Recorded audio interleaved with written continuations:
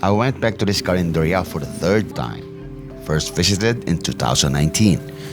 But this place became famous way back in 2016. During the presidential elections, someone spotted the then Davao Mayor Rodrigo Duterte eating here.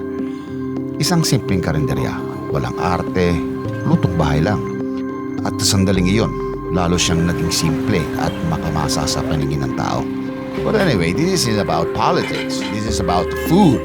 Because until now, more and more people keep coming back. So, what is it about this place? Anong meron dito? Maybe this. This is said to be his favorite, the pork pata ginisang munggo. So here is the ginisang munggo.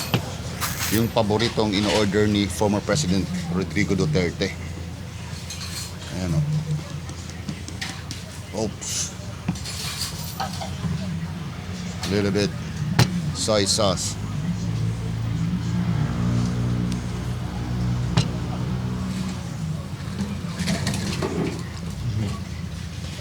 Mm. Mm.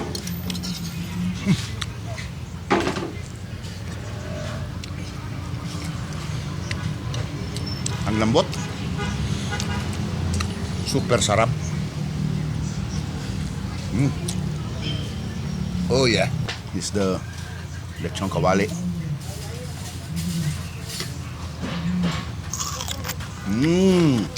Sarap. Sarap ng lechon kawali nila. Parang lechon. Yung crispiness niya tsaka yung oil niya. Ano siya? Nagbe-blend siya ba? Does he come over here with bodyguards or security? Siguro noon yung presidente pa siya, and yung hindi na siya naging presidente, he can come over here just like an ordinary citizen. Maybe magmotor siya or magkotse, gugutumin siya, paggutom siya. Tara siya dito. Order siya nitong paborito niyang ginisang munggo. And also this food, itong national pride ng Pilipinas natin, itong ginisang munggo has or had been featured in some kind of a international street food, some festival or something. Gusto ko talaga to.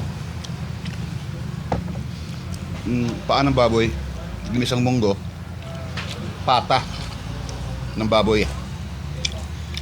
Very, very perfect combination.